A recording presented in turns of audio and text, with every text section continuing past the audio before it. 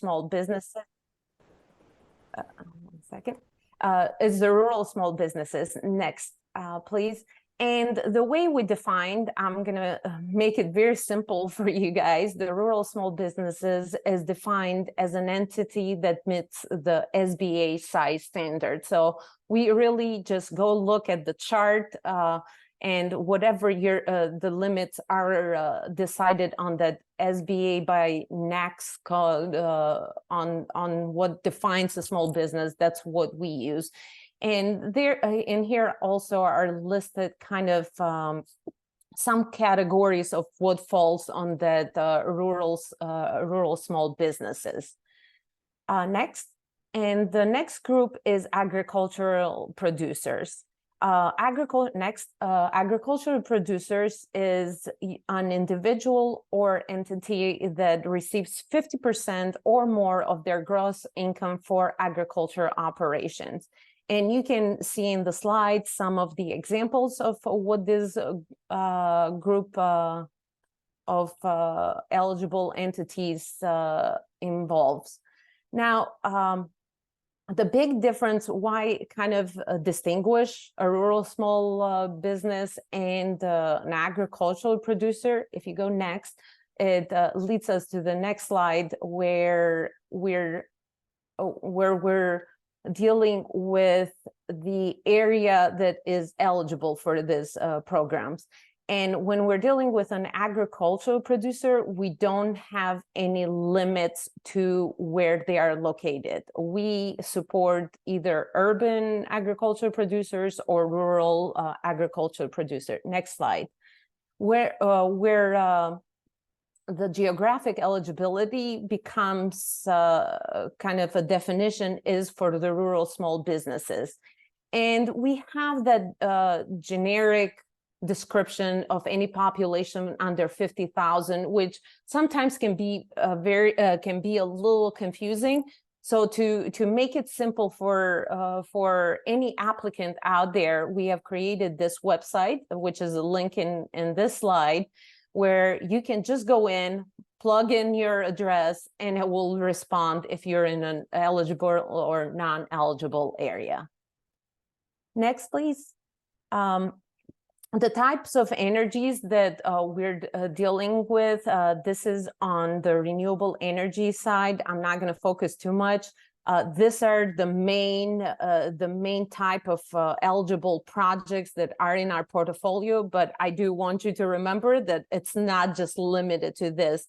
Actually, under the IRA initiatives, there is a carve out from the funds that encourages underutilized technologies. So anything that any applicant can be creative in using natural resources to produce renewable energy, will probably look and work with you.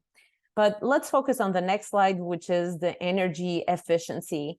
And again, I do want to say that the list that is offered in here, it's not the limited, it's not limited to just the list in here. It can be more than that, and we have seen all kinds of types of energy improvement. One thing that I want to mention for both of them is that whatever technology we're dealing in both of them, it has to be a commercial technology, which means it has to be in the market for over 1 year. And obviously on the energy efficiency side is anything that shows energy savings for or improvements in that particular project. Keep going, next one. The available funding for this, if you want to move to the next one, is you can take this information will be available in pamphlets that you're going to take. But what I want to point out is like some of the biggest improvement that the IRA brought in this program is that we moved from 25% of eligible costs being funded by grants to 50%. That's quite a big change. And the other big change was that we changed our maximum grant request from 500 to $1 million for the renewable energy. And for the energy efficiency, it went from 250 to 500. That gives an opportunity to bigger projects to get more funding and hopefully have a better financing to their project. Next, please. This one is just a list. You can take it again. I'm not going to read each individual eligible project cost and ineligible project cost, but the point that I want to make in this slide is that one of the things that we run into when we're dealing with applicants in this portion of the application is that any costs that are incurred before we get a full application to our offices it's deemed ineligible. So my biggest recommendation is, if you have a project in mind or an idea in mind, is to reach out to one of our offices, and I'll provide that link at the end of the presentation. And please submit a full application. That way you can take a opportunity to take full advantage of that project cost instead of some of the costs being deemed ineligible. Also, as part of this is we do have an environmental review as part of the application. So we want to make sure that no changes or no work has started till we have done an environmental review. Next one, please. I don't think it would be fair to not show some examples and so people can put it in perspective with some of the projects that we found, but this is a very small number of the variety of projects that we see in this field. And I picked only energy efficiency just so we can support today's theme. So next slide.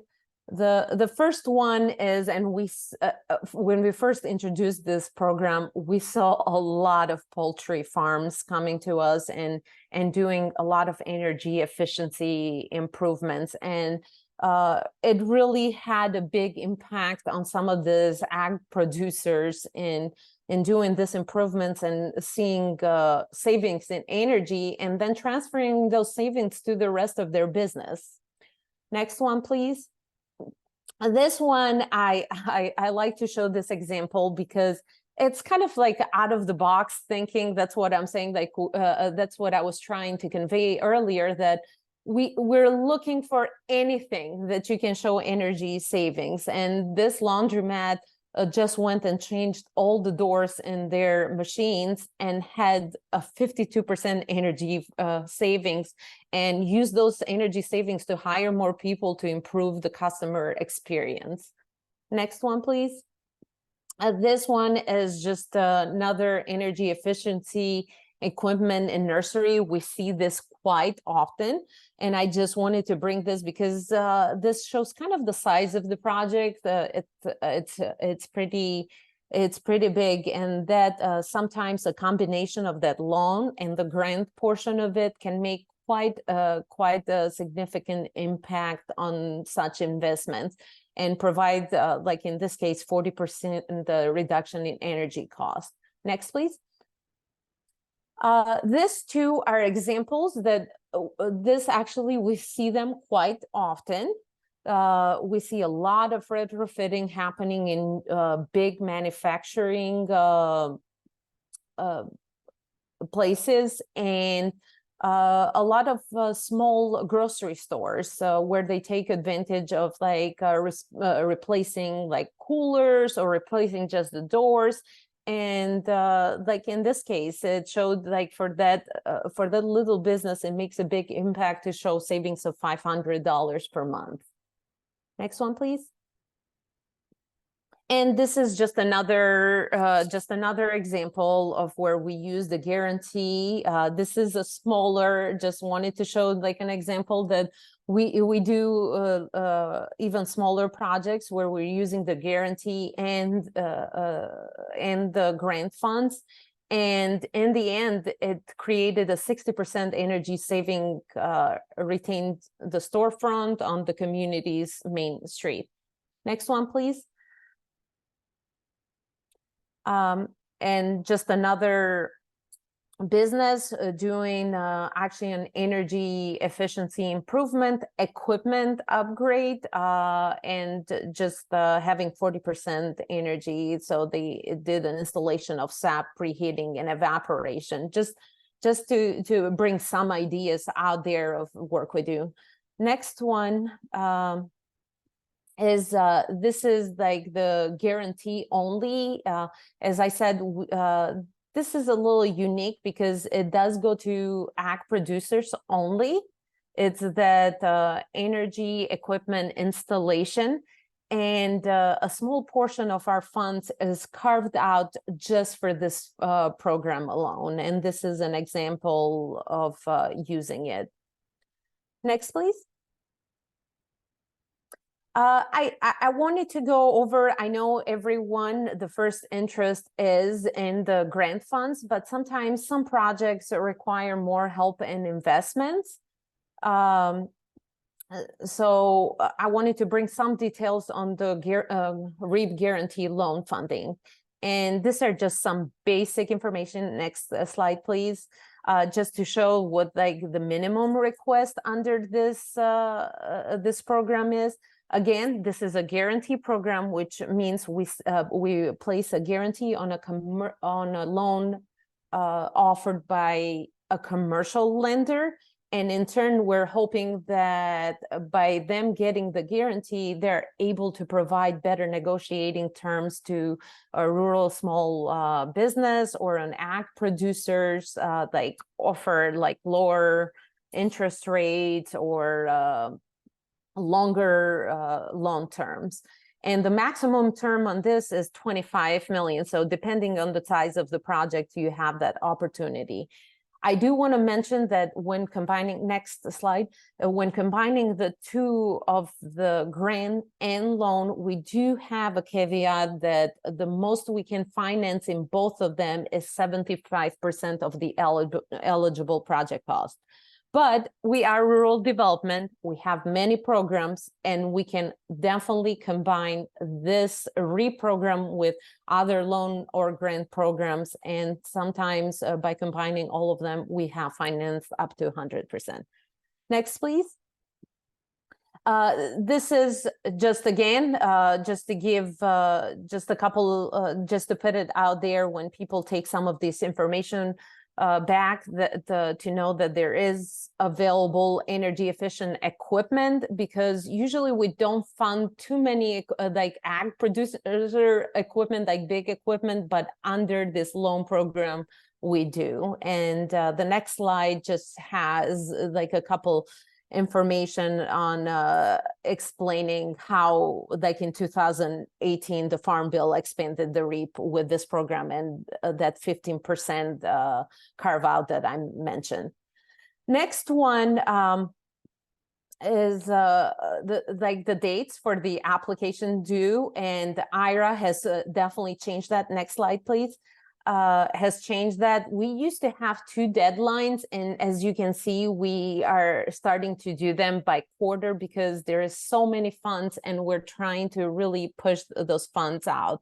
I can tell you from experience on what we're facing right now, we have a large number of applicants. So I know ANOFA went out at the beginning of September, changing some of the dates of the awards announcements that we're doing like for Q2, because we had an overload of application that that deadline of awarding them, it's going to go past September 30. So they're still awarding some project, but you should still be able to follow this guideline in submitting an application into any of the RD offices. Next, please.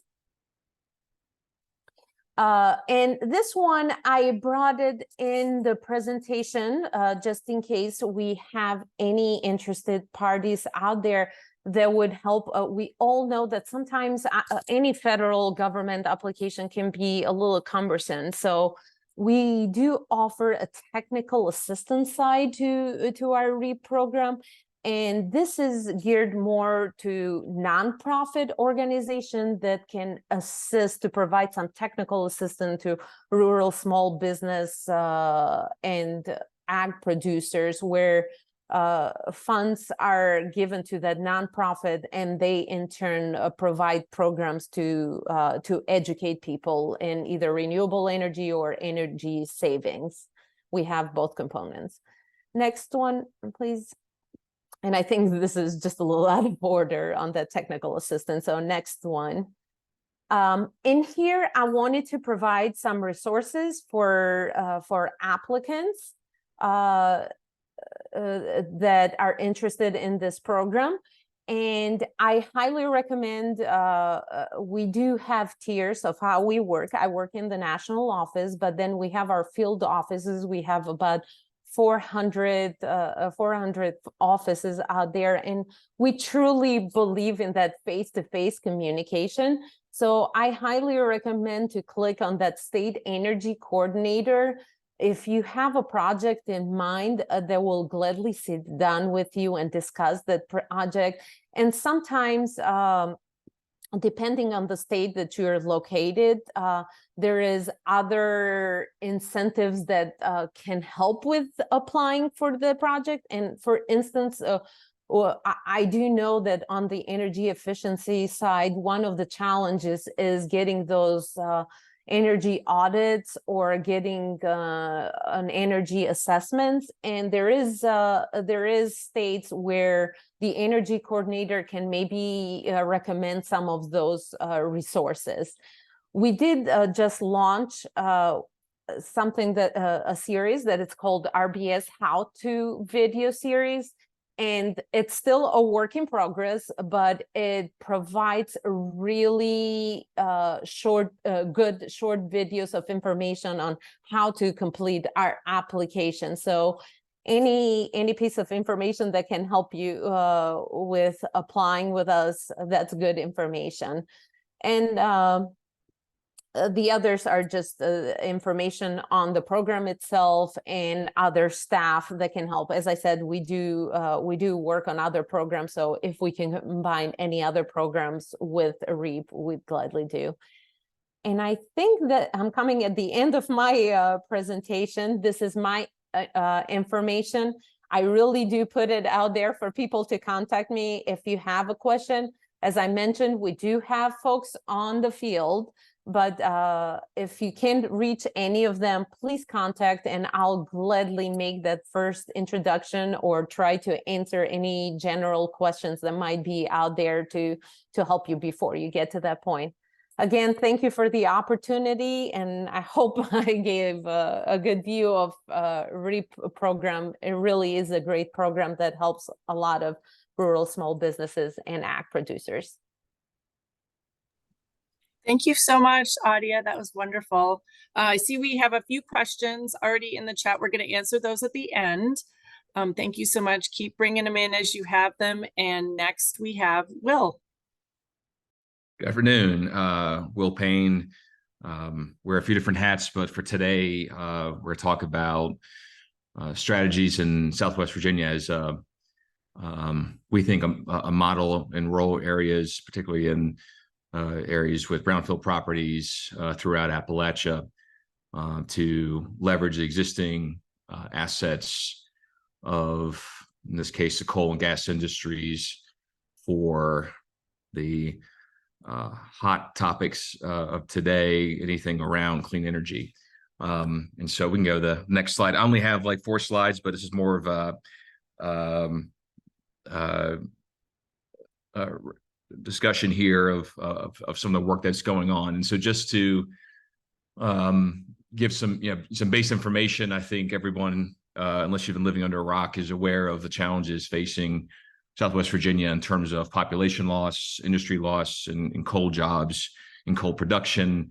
Although met coal production for steel making is very strong today and is commanding a very strong price.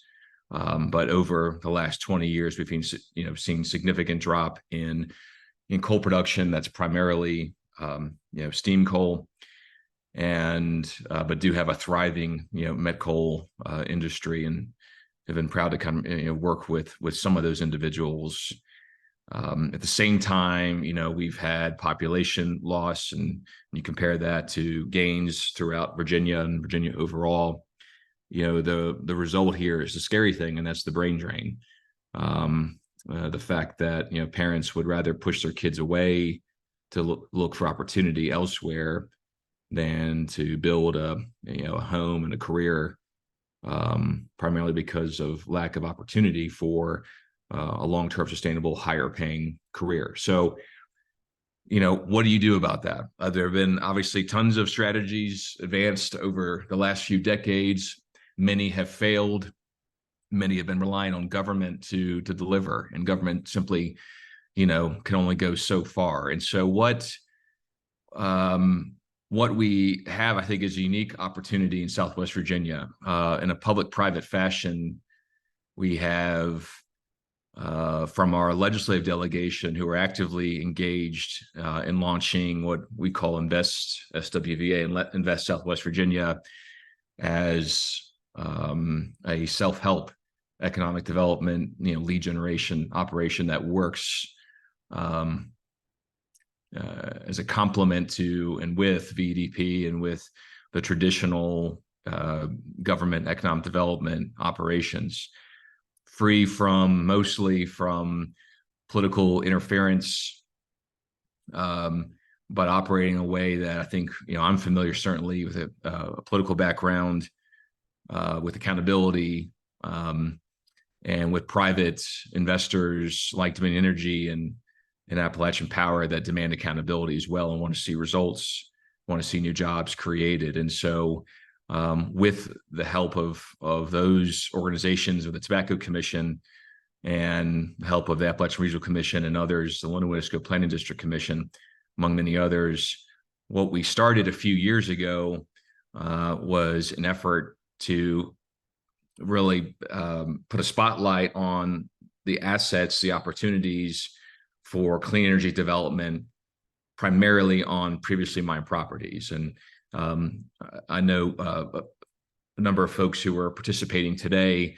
Some are very interested in solar and the role that solar can play on mine lands as a solution to the challenges we have around Virginia that's growing in opposition from public boards and from citizens against solar.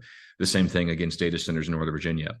And so we can go to the next slide. When you look at the opportunities that exist today, you have, federal and state policy that supports clean energy development. We're all aware of that. And very clear in the 2022 energy plan for Virginia is very important for us here. Seeing in a bipartisan fashion, we've seen it, prior to Governor Youngkin, but this administration's focus has been very, very helpful to us as we kind of advance different projects. And of course, we have the Virginia Clean Economy Act that has driven a lot of interest in Virginia, as everyone knows here. At the same time, there are, and there's, obviously always discussion of the ample federal dollars that are available. And we all know anyone who has applied for a grant for the U.S. Department of Energy, it is extremely hard to win. It's extremely hard to even get to the application step after a concept paper. And so what we have done has been, be pretty aggressive, and just in calendar year 2023 have filed applications nearing $600 million for specific projects here. And what we're going to be announcing something here soon. Land is the key. We have projects that are looking for homes, and land is very difficult in terms of ownership. Generally speaking, in Southwest Virginia, I'll take Wise County, for example, more than about 3/4 of the land mass is currently not available for development. Large land holding companies,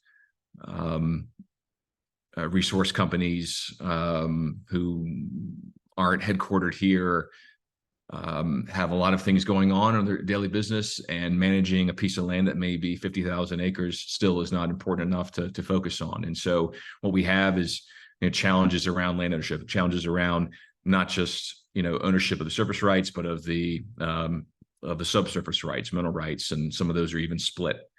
And so when we talk to projects or developers interested in projects in Southwest Virginia, I think there's a shock about how difficult it is to, find a match for the land. And so knowing that, we said we've got to change this. And if we go to the next slide, what we've created is this vehicle here, and that's Energy Delta Lab, and it's a long acronym for Discovery, Education, Learning, and Technology Accelerator Lab. Here's the challenge when projects, and many of you have worked with either universities or national labs, and I've been highly engaged in universities in Virginia, and do some things very well, and other things there's room for improvement. And when dealing with innovation and dealing with commercialization, some are happy with that process, and we are not. And that some universities in Virginia can take as much as 65% off the top of a federal grant for admin. That's highway robbery. It's wrong. And so we said that we have to create a vehicle that will allow us to, support speed to market, to be better stewards of public dollars, that dollars go into projects, not people. And so with this Delta Lab, which is, again, public-private, involves folks from Dominion and APCO and many, many others. Our chairman, Mike Quillen, started Alpha Natural Resources many years ago and took that public, and is now in a different form, a very thriving met coal production company today. But what we decided was we got to do things differently. National labs and universities offer certain services, but what we offer is access to land, access to landowners. It's very hard to come by, especially if you're unfamiliar with the territory. And so, as you look at what are solutions for, can you do this? And obviously there's nowhere else you can do this in Virginia, because we're talking about very specific land here, and that's previously mined properties. Over 100,000 acres of previously mined land throughout Virginia's 7 coal counties and the city of Norton. And some of those properties, today, University of Virginia at Wise is on top of former mine property. Shopping centers on top of former mine properties. Schools are on top of former mine properties. It's not a big deal. And the challenge is discussion around business-ready sites is very important. When we talk about energy projects, we don't necessarily need business-ready sites in the strict definition of the Commonwealth. And so what we're working on is energy-ready sites. It's a complement to that. Projects don't need certain, a site to be a certain tier. Frankly, couldn't care less about that. They care about the land having certain attributes that are conducive to that technology. And so I'll give a great example. We're working for the last 3 years, I've worked with 2 individuals developing a small scale but scalable pump storage hydro project using off-the-shelf components. Not at all like the Bath County facility, something that could be deployed to provide baseload power next to some industrial operation manufacturing business using military fuel bladders, pumps, which you need probably 300 or 400, 500 feet of head between the two. And we can do that here. And so what we hope with this effort is that, using the Virginia Energy Plan, using federal state policy, using the federal dollars that are available, if they're going to be spent by somebody, we better spend them right. We better be better stewards of the tax dollars. And we can do that when those dollars are spent on infrastructure to help projects be successful and located in Virginia instead of West Virginia or Kentucky. And so we're really excited about just kicking this effort off. Frankly, after rolling it out in October, now, after 2 years, kind of been working on a pretty big land deal that will open up a lot of new opportunity for sites that otherwise, just weren't available before. At this point, we can go to the next slide here. I just want to touch on a few different of these technologies. The real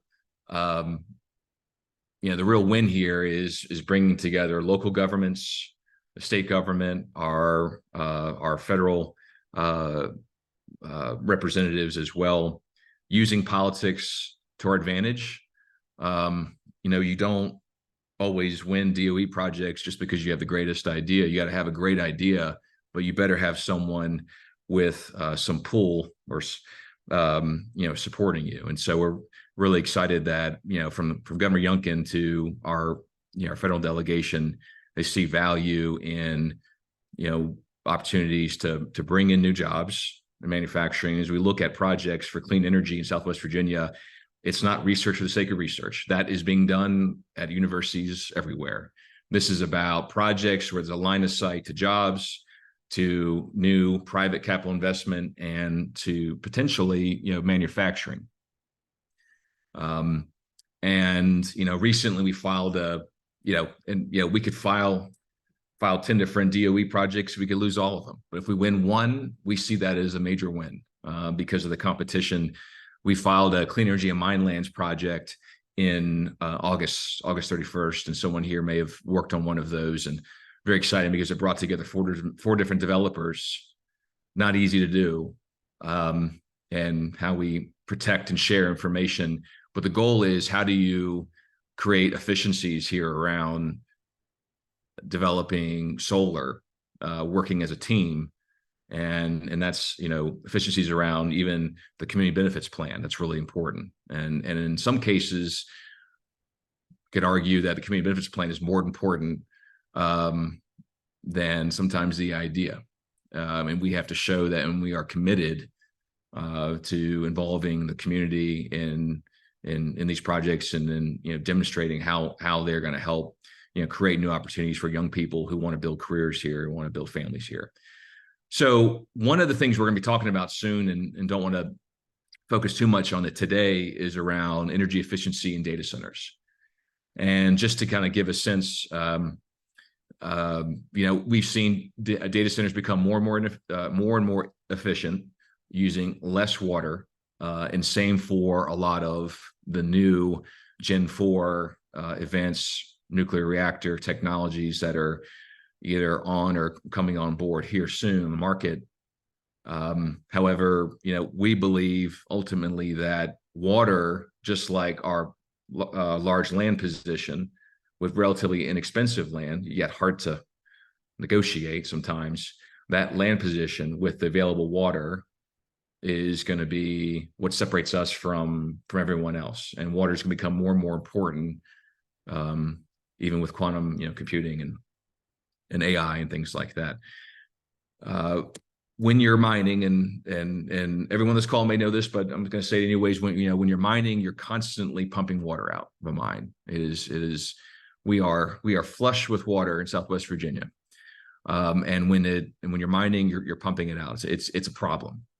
When you complete mining and you have that cavity, it fills up naturally, and it'll continue to fill up and overflow.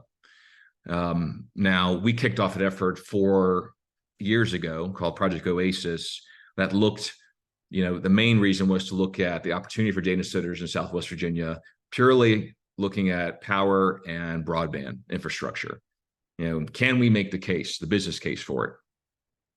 And we can, and with some needed investment, we can make a stronger case. Now, what can we do differently from everyone else in Virginia? And that's using harnessing the water, yet extremely difficult to do. And we've been very protective of this technology because some engineer, developer, Yahoo may think that they can do it. They do it wrong. They ruin the opportunity for this region to capitalize on it. And we're just not going to allow that to happen. And so we have had, we're all friends here, we've had plenty of carpetbaggers come to Southwest Virginia for decades. They're all pitching the greatest idea.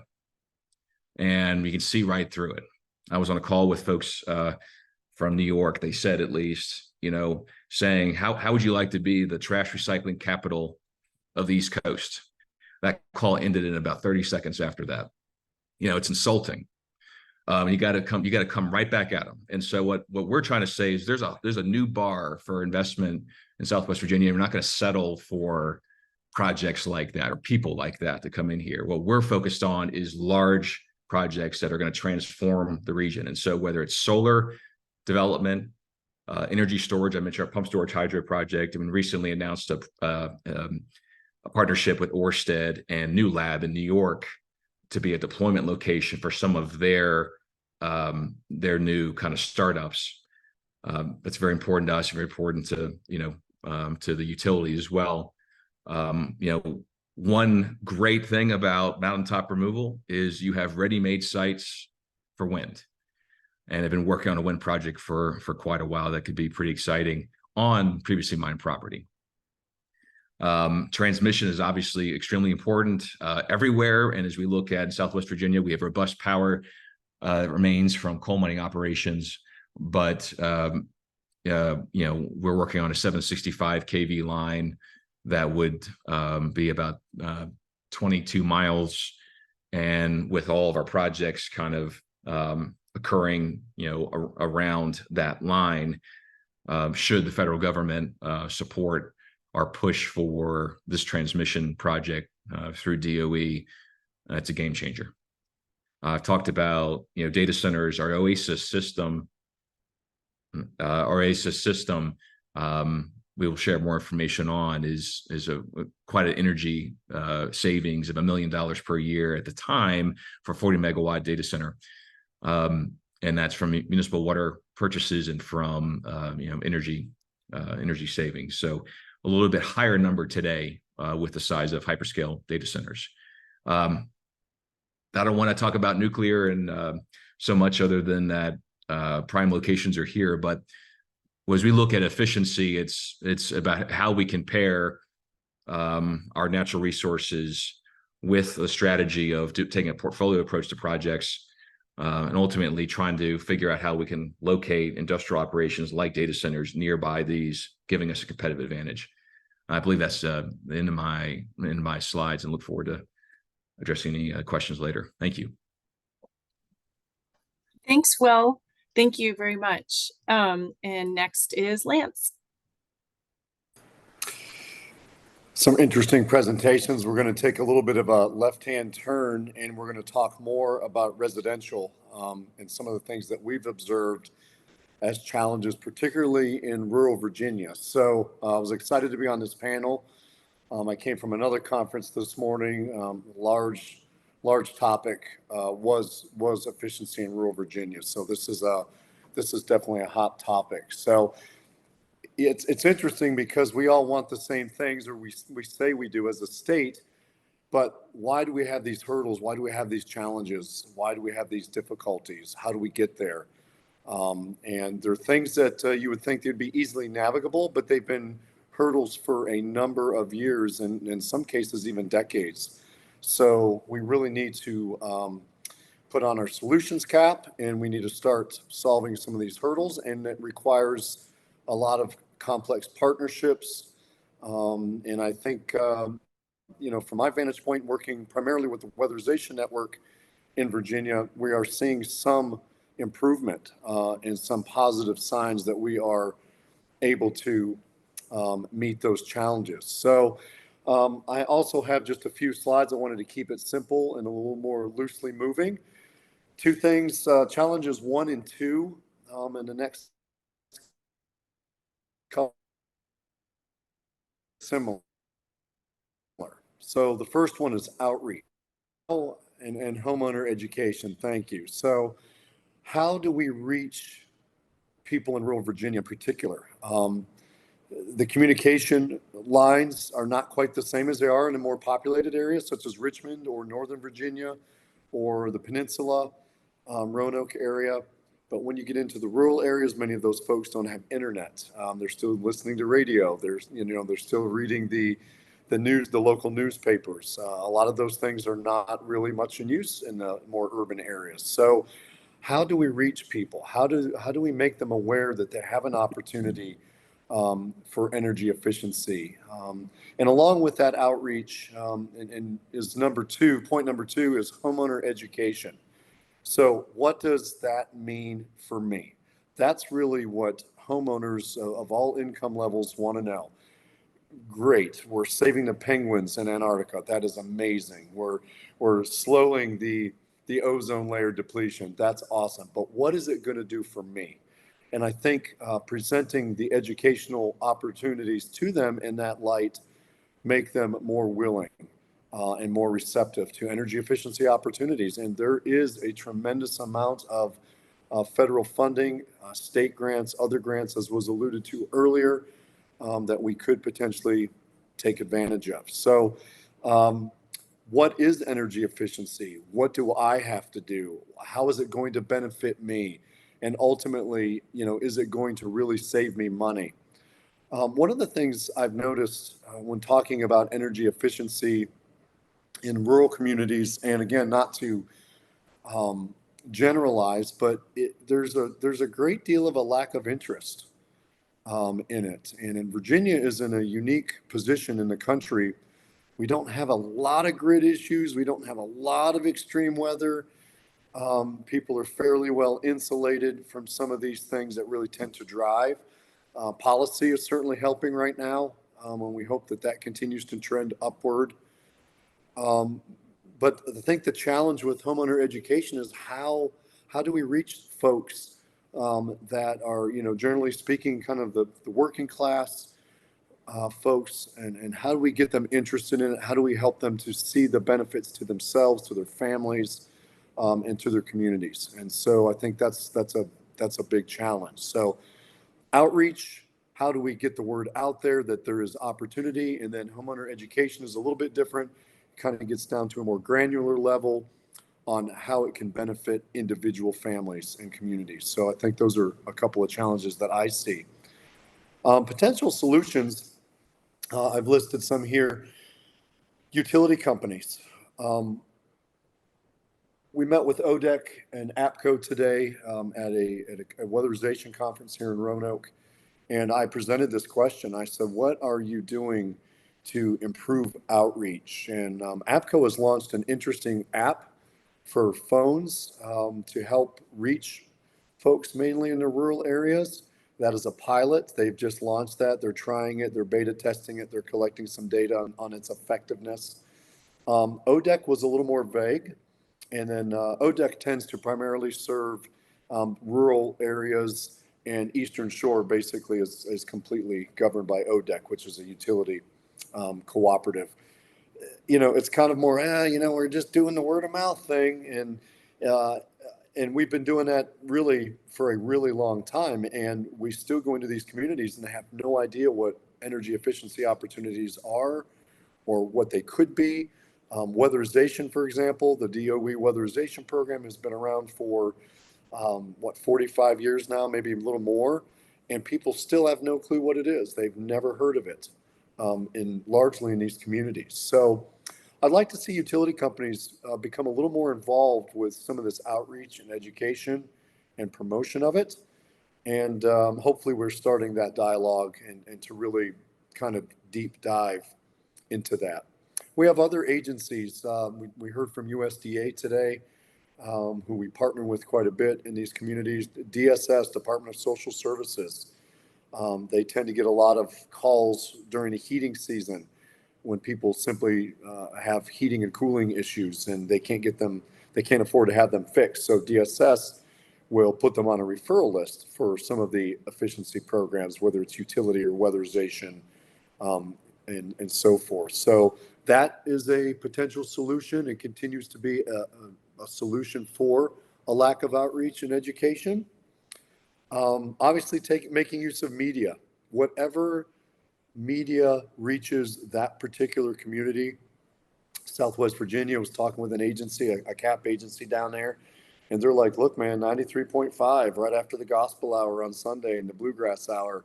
that's when everybody tunes into the radio, you know, and that would be a great time to maybe do something to raise some awareness for the opportunities that we have for energy efficiency. Social media, even in the rural communities, right? Everybody's on Facebook, or a lot of people are on Facebook, and some of the other social media sites. And then local resources.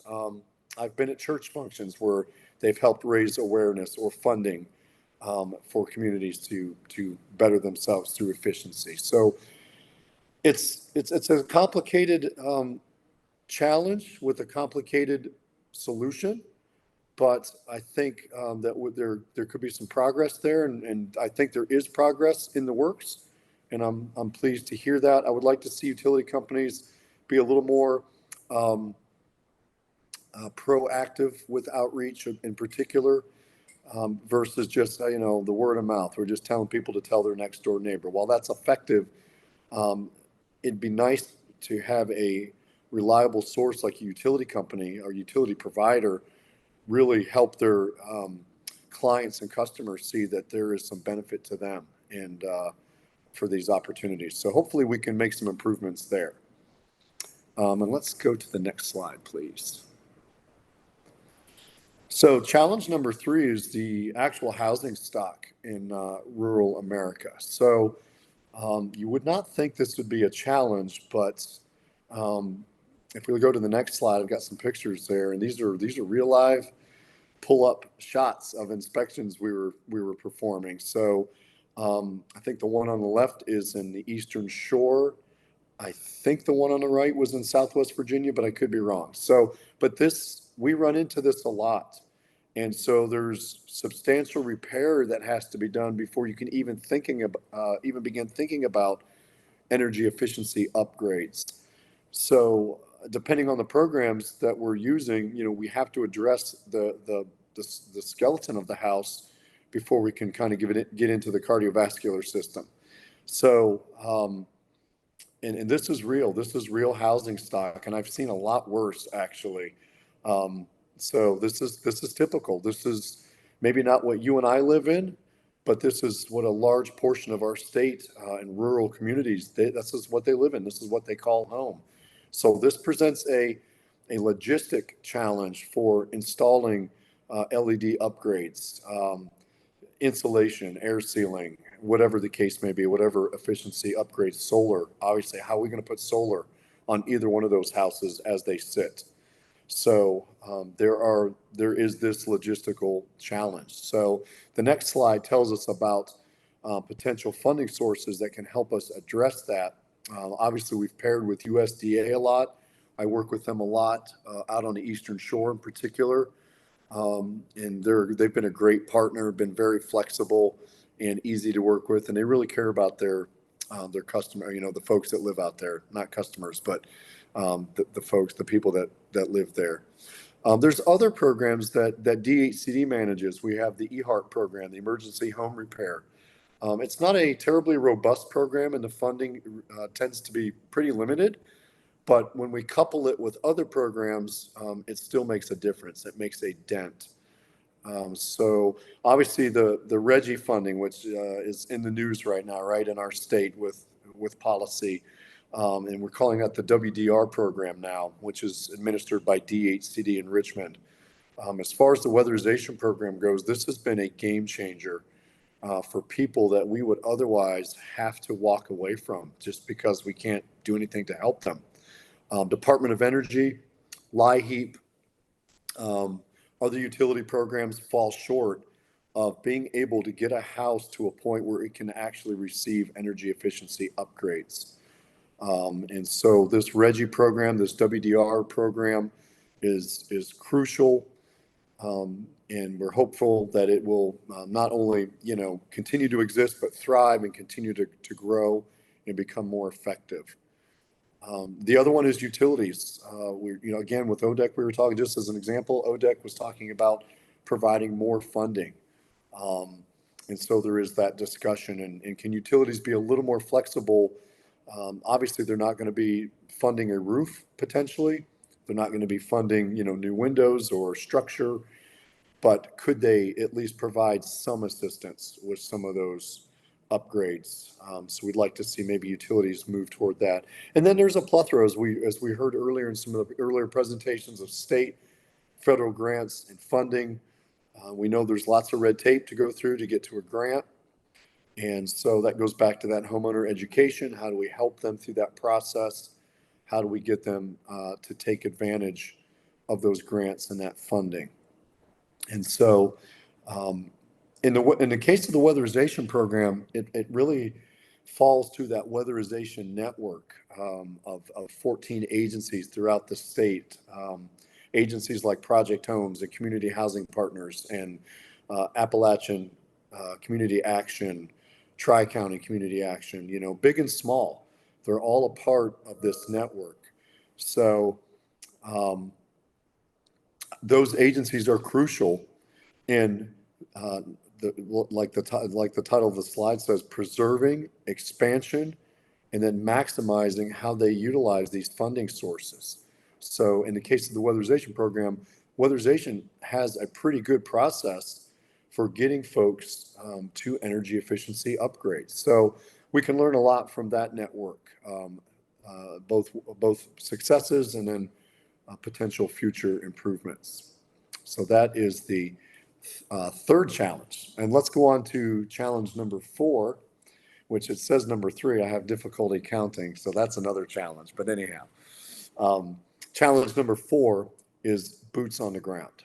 And when it comes down to it, we have all these grants, we have all these funding sources, we have all of these opportunities, we have the desire, we have the will.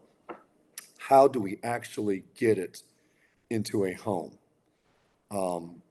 And so, you know, workforce development is like the new term these days, right? That's the term we hear everywhere we go, workforce development. It's a problem. And in rural communities, I saw a presentation today that only 5% of jobs in rural communities are energy efficiency related, 5%. So it's interesting that there's such a disparity there. So that's a real problem. You got to have people to install solar. You have to have people to make these efficiency upgrades. You have to have people that insulate and air seal, and having qualified contractors and well-trained contractors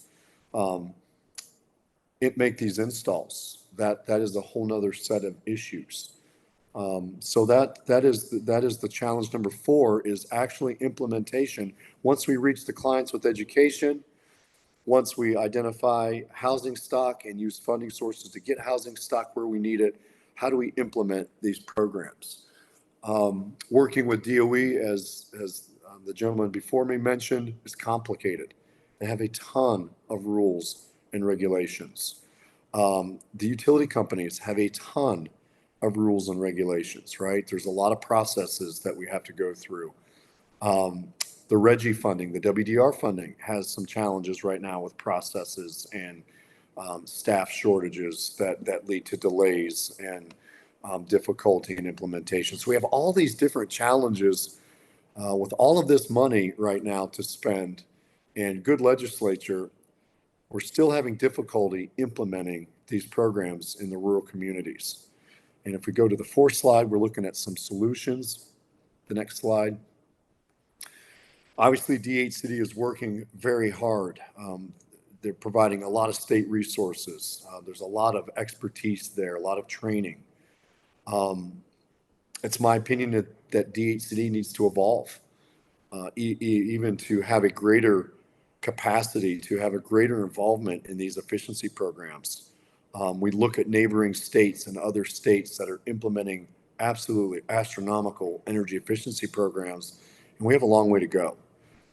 Virginia's doing a phenomenal job, but you know, it's interesting to see the next steps in evolution, and I think that includes our state, and in particular DHCD, who manages a lot of the grants and the fundings that we can use to implement efficiency. Again, I come back, a lot of these solutions kind of come back to the same folks, right? Utility companies.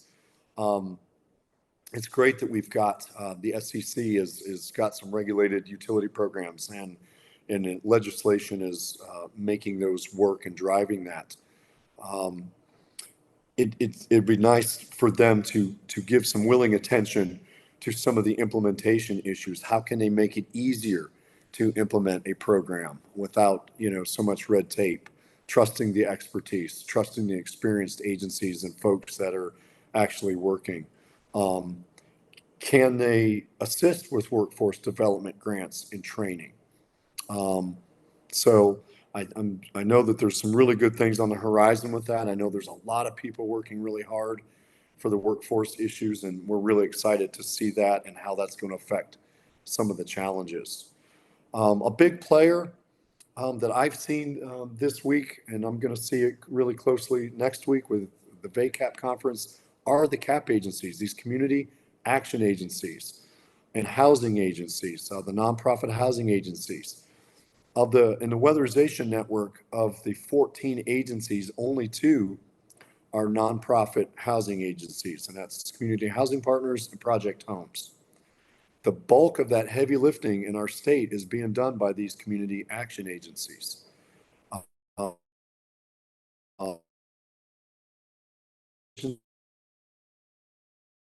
Focus.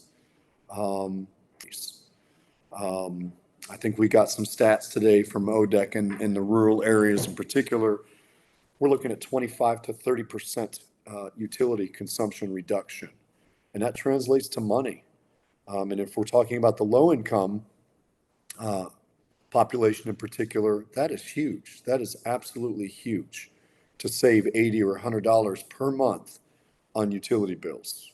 And I saw a question earlier about, is this just electrification or does this apply to combustion fuels? Energy is energy, no matter where we get that from. And so being efficient, whether it's combustion or electric, is really important. And so, we are making a difference, and those folks are spearheading it. And there's a lot of experts within those community action agencies in the field of energy efficiency. So, part of our mission statement as a company is to help those agencies become more robust, more sustainable, more highly trained and skilled, so that they're more attractive to people that they're trying to hire. And so that's all part of it. I like to use the analogy, a weak swimmer is not going to save a lot of people. So these agencies have to be strong. They have to be robust if they're going to serve their communities effectively. So I think they're part of the solution to implementation, and they are certainly making some great progress, and we're looking forward to seeing what the future holds. The last point is extremely, back one, sorry. The last point is really a big talking point, and that's qualified and willing contractors, and I mean for-profit contractors. And right now, the housing market is still holding its own. Everybody's busy. And so contractors, we're having a hard time getting them on board with some of these efficiency programs. And some of that is related to some of the red tape and some of the processes that we discussed earlier. So we've got to kind of navigate that so that it also helps with this challenge. So that is something that we're thinking very closely on, is how we can bring in more qualified and willing for-profit contractors. And I think a key to that is convincing them of sustainability. ARA, everybody got excited during ARA. I don't know if anybody was around during the American Recovery Act period for energy efficiency. A lot of money. Did I just lose everybody? No, I can hear you. Oh, I'm sorry. My screen just went blank. I thought I lost y'all. I apologize. Okay. I'm just gonna wing it. What we learned from ARA was, millions and millions of dollars came into Virginia with no regulation, and a lot of jobs were created. A lot of contractors built their business and industry around that funding, and then it was gone overnight. It seemed like overnight that money was spent. I'm sorry. I'm glad you're helping us out. We can't use you anymore. And we lost a good bit of that workforce. And so there is a little bit of that reluctance too now. So that is a challenge with contractors, getting them, building long-term relationships, making sure that they understand that's sustainable for them, that they can make that part of their business plan. And, federal funding, if it's locked in, which we have a lot of funding right now locked in until about 2027, they can build around that. So that is part of the solution to that challenge. So it sounds like a lot of challenges, but I think there's a lot of really willing and able and capable people working on these challenges.